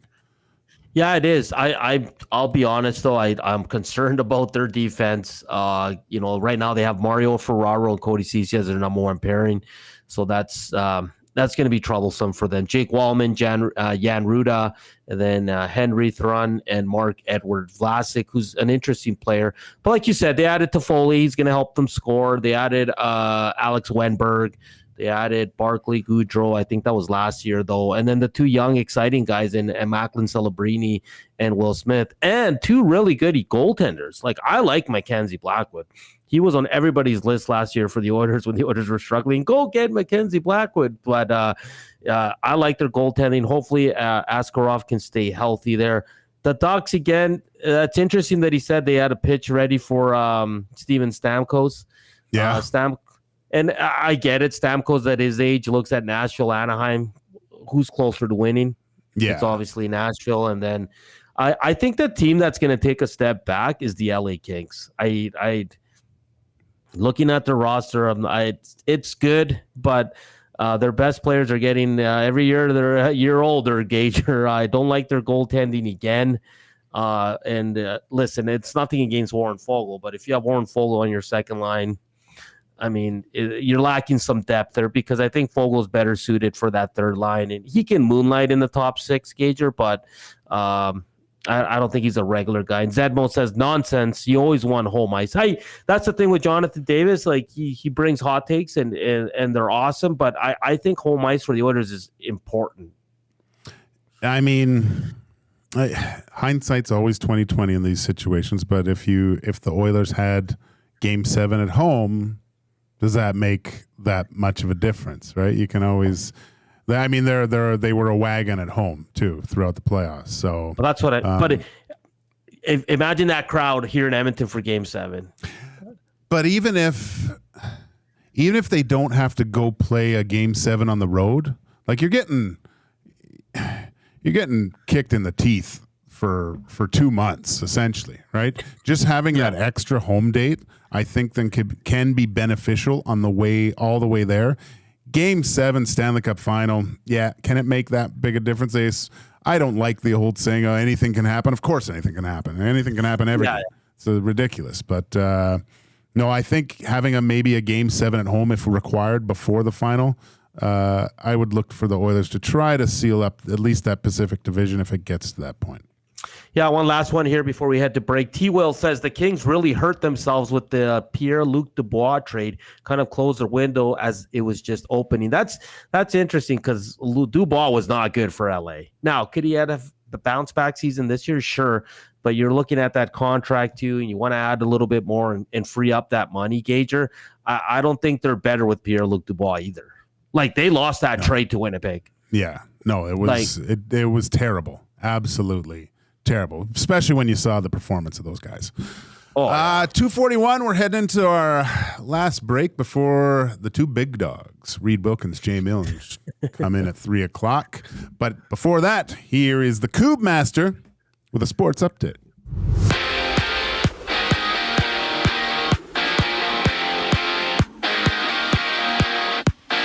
Newly signed UFC fighter Renier de Ryder will make his UFC debut November 9th against veteran Gerald Meerschaert. Ryder was a former 2 title holder in 1 champion and is 17-2 in mixed martial arts. It's the Oilers Jets tonight for some preseason action. Puck drop goes at 6. Elsewhere, we got the Caps Devils, Flames Canucks, and Kings and Golden Knights. Caps Devils kick off the night at 5. Commanders RB Austin Eckler has been ruled out for Week 4 due to a concussion. Commanders play their next game Sunday against the Cardinals, and it was Packers QB Jordan Love limited in practice today. He's dealing with a knee injury, which forced him out for the last 2 games. Broncos linebacker Alex Singleton has torn his ACL, forcing him out for the rest of the season. Broncos Jets goes Sunday. 49ers star running back Christian McCaffrey is going out to Germany to get his Achilles injury checked out. McCaffrey has yet to play a game for the 49ers this season, but had 21 touchdowns last year.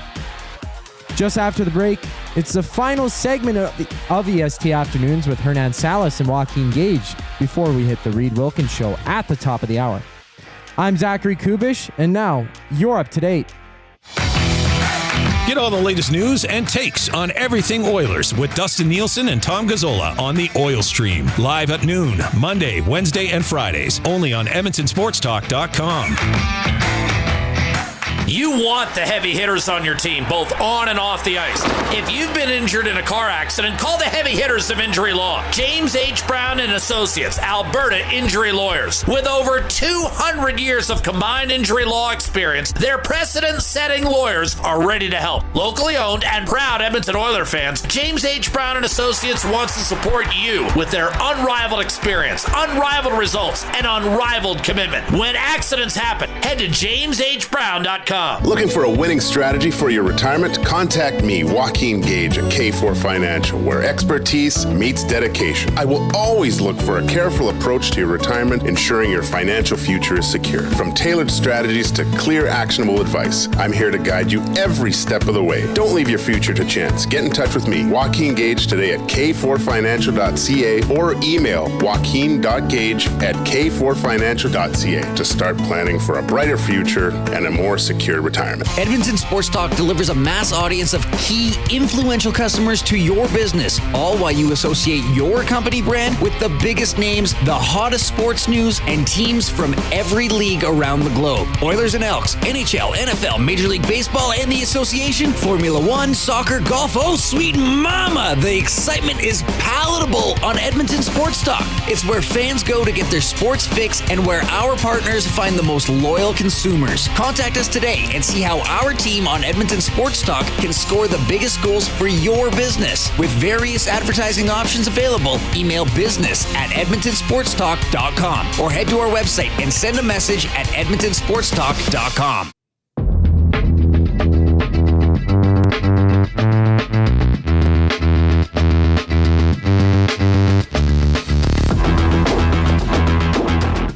.245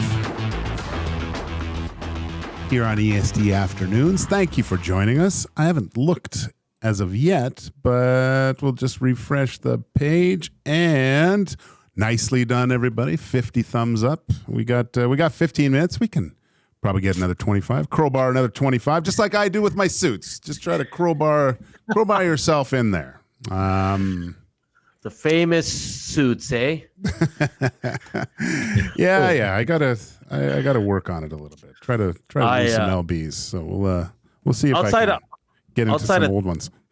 Outside of Tommy and probably Dusty, like I feel like most dudes have like that one suit and you just change the shirt. Yeah. You see like pictures from like weddings or events for 5 years and it's always the same suit. It's just a different shirt. Well, I mean, you really only need like 3 suits and then just get different color shirts and ties, right? Like you can mix and match. Everyone played with a Barbie at one point. You know, the outfits you can always do something. It's been a fun show. I can't wait to be back in the. It's just it's great that you have the option to work from home, but I like being in the studio. It's just everything's so much easier. You're missed, buddy. I'll say that. It's I'll be there tomorrow and pick up my potatoes. Yeah, I took them all. And it's I'm not as sweaty as when you're here. It's a little bit nerve-wracking being here, but as we do every day, Hernan, and talking about this day in sports, I've got one. Obviously, it's a no-brainer for me, but if you'd like me to enlighten people on this day in sports history, what happened? Back on this day in sport in 2005, Spanish Renault driver Fernando Alonso takes third place at the Brazilian Grand Prix at Autodromo José Carlos Pache to clinch his first Formula One World Drivers' championship. How old is Alonso? 41, 42. So he's just a young pup back then. Yeah, back then, yeah, and just a beast, like one of the best ever. And they say this. I know people get on Lance Stroll's case, and there's a pretty funny meme of Max Verstappen talking about how some people belong in F1, some people don't. And Lance is sitting beside him looking like a pouty little rich kid. It's pretty funny. But, looking at his times compared to his driving partner, who has been one of the best Formula One drivers over a few decades, he's a few tenths off, sometimes finishing ahead of his partner. So I'm going to reserve judgment on Lance Stroll until next season. I think this season's kind of said and done. Aston Martin, I don't know where their car is headed, but I think once you get Adrian Newey getting his hands on this thing by next March and moving forward with that new facility, let's see what can happen, not only with Fernando, because I think he's signed up for another few years, but what Lance Stroll can actually do with maybe a little bit better machinery under him. Yeah, because I think he gives off that impression of a spoiled brat. And then you hear him when he's on the radio with his team, and he just treats them like, and I get it. And he's not the only one. Like Max is pretty rude and that, but you're right. I think we got to give him a year with this new guy that's going to be like turn them around and see what he does. Because if he's not top 10 consistently, then we know obviously if you're at that level, you're an extremely fantastic driver. But we'll see what Lance Stroll can bring. But I think he does give off those spoiled brat vibes for sure. For sure. How do you not? Jeez. I got this day in sports history. Dusty's going to like this one. 2001, Michael Jordan announced that he would return to the NBA as a player for the Washington Wizards. Jordan had become the president of basketball operations for the team on January 19th, the year 2000. So MJ made the return. He probably just should have stayed up in the front office there. We talk about those players that wear different uniforms and look completely ridiculous. That Wizards thing just did not suit MJ at all. It's like Shaq in the Celtics jersey. Looks completely off. That's not right. It's an alternate universe that you're looking at, essentially. Hell, it's even like Ray Bork for me. Like I know he played a whole year there, or he went at the deadline, I think. But in Colorado, it just didn't sit right with me. The whole thing. I like to see him raise the cup, but other than that, that was tough. Question. I had a question for you from the Nasty Chat. They just wanted your opinion on Calvin Pickard's game from last Monday. I didn't see it. I just heard about it. I saw some highlights, but again, I hate watching highlights with goalies because they all look terrible. Because all they show is us. It's either a big windmill glove save, a stack of the pads, or getting goals scored on us. So I don't put much stock into any sort of highlights after games. Hernan, Oilers, Jets tonight. Must win? No, not at all. I'm intrigued, though. I want to see Arvidsson again. I want to see Mike Hoffman. I mean, sure, why not? That fourth line battle between Peterson, Hamlin, and Noel Philp. I'm going to look at that one real close. Matt Savoy's going to play again. He deked the guy out of his skates in that Calgary game, and we didn't even touch on it. Like, that guy went flying into the boards. It was pretty impressive. So I'm intrigued to see the young man. But the number one guy I'm watching tonight is Ty Emberson, because he's going to play NHL competition. Some quality players on that Jets team that are going. Connor, Scheifele, Velarde, Ehlers. Like, it's going to be a good opportunity for all of us to watch Ty Emberson and see what he does against a very good NHL team tonight. The game's at 6:00, Oilers plus. But how about you? Who are you watching? Is there one or two guys? Yeah, I mean, I said this to our buddy Reed here, and I just noticed him in that last game, and it was Drake Caggiula. And And Reed had a good rebuttal to me. You should notice him. He's 30 years old. He's been in the league. He's an NHL player. In those types of scenarios, you should. So, and I just noticed the way he transported the puck. He's still got some wheels, right? But to be honest, I want to see this O'Reilly play again, right? This is just me, obviously, but here's a guy. First rounder, has said some what I've heard from him talking to some of the media, especially our own Tom Gazzola, shorts Tom Gazzola. He's an interesting guy, and he's really taking this whole experience in. What I heard that he started as a defenseman, moved to forward. Now he's got that at center. I selfishly tonight, I want to see him go up against Lowry, right? Yeah. Just go up against the big third line center, bullish on draws, what he does. And just because he does have that, I think, a unique perspective from being a defenseman for the better part of his life, now moving to forward and recognizing where he needs to go in the zone, right? There's not a lot of guys doing that. And if I'm Coach Knoblauch, I want to see that matchup. So maybe he can get that time. A little bit difficult being the visiting team, obviously, but I want to see how he does in that type of matchup. Yeah, no, that's a good one, because I'll tell you this, Lowry, he doesn't care if you're 18 or 38. Oh, no. He's going to play you extremely, extremely hard. Today in Hernan's World, we've said top duos in honor of Scottie Pippen. He played alongside the best basketball player in the history of basketball, Michael Jordan. We got some good ones that we didn't get to because we had to kind of move on. We had guests. Waddy in Cloverdale says Gager and leather. That's a winning combination anywhere. I like this one. Darren says Joaquin Gage and Tommy Salo. Those are my two favorite goalies. I love Tommy Salo. Tommy was great, man. Loved his steaks. On the road, straight to Ruth's Chris with Tommy or Morton's for a steak. He couldn't get enough of it. Bill into the text line, 780-218-9999. I missed it. Is the game available somewhere to watch tonight? If you do subscribe to Oilers Plus, I believe you can watch it there. Zach, you got somewhere?